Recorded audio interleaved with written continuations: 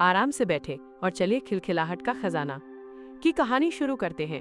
एक जादुई रात में दूर एक रोबोट फैक्ट्री में, जहां सभी प्रकार के रोबोट रहते थे, वहां टिको नाम का एक बहादुर जंगल एक्सप्लोरर बाघ, जिसके सर पर पत्तों की टोपी थी और जिसके पास एक जादुई खजाने का नक्शा था जो उसके मूड के अनुसार बदलता था, खोए हुए खिलखिलाहट रत्न की तलाश में था।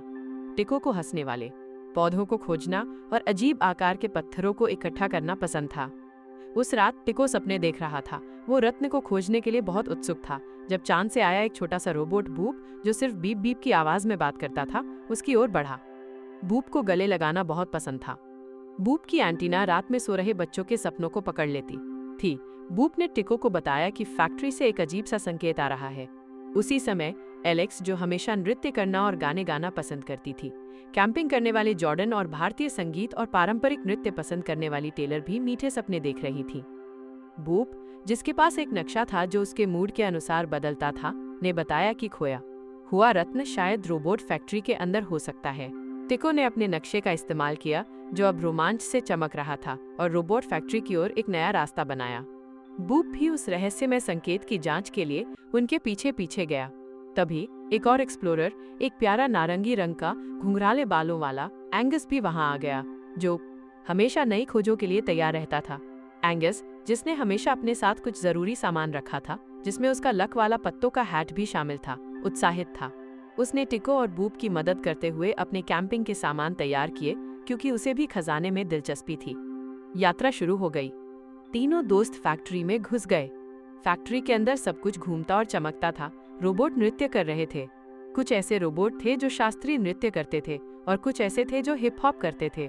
टिको ने अपने जंगल के कौशल का उपयोग करते हुए बूप ने फैक्ट्री की ऊर्जा को पढ़ने में मदद की और एंगस ने तारों की मदद से रास्ता दिखाया। उन्हें एक लय का कमरा मिला जहां उन्हें एक दरवाजा खोलने के लिए संगीत का पालन करना था। एलेक्स और टेलर, जिन्हें नृत्य करना बहुत पसंद था, ने संगीत पर ध्यान दिया और एंगस ने तालियों के साथ उनका उत्साह बढ़ाया। दरवाजा खुल गया। आगे जाने पर उन्हें कई सर्किट और कन्वेयर बेल्ट से गुजरना पड़ा। टिको अपनी कुशल फुर्ती से, बूप अपनी गहरी समझ से और एंगस अपने शांत और एकत्रित स्वभाव से रास्ता बनाते रहे। धीरे धीरे संकेत और तेज होता गया और वे रत्न के करीब पहुंच रहे थे। लेकिन अचानक उन्हें पता चला कि संकेत एक छोटे दुखी रोबोट से आ रहा था, जो नृत्य नहीं कर सकता था। रोबोट उदास था, क्योंकि उसे नाचते हुए देखकर सभी रोबोट हंसते थे और वो उनसे ईर्ष्या करता था।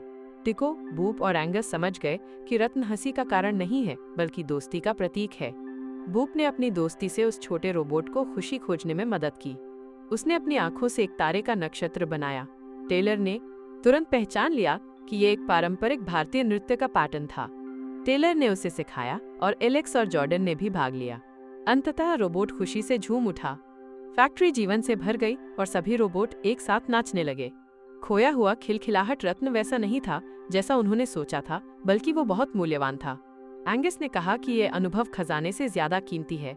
टिको का नक्शा, जो अब खुशी से चमक रहा था, उन्हें एक ऐसे स्थान पर ले गया जहां हंसी गूंजती थी। उन्होंने फैक्ट्री को खुशी और यादगार यादों के साथ छोड़ दिया और बच्चों को पता चला कि सच्ची खुशी दोस्ती में छिपी होती है। और फिर जैसे ही सूरज उगा, टिको, बूप और एंगस अपने अलग अलग रास्तों पर निकल पड़े, हमेशा एक दूसरे को याद करते हुए। देखते हैं कि आप कितने अच्छे श्रोता हैं। क्या आप निम्नलिखित प्रश्न का उत्तर दे सकते हैं? फैक्ट्री में जाने के बाद दोस्तों को क्या पता चला?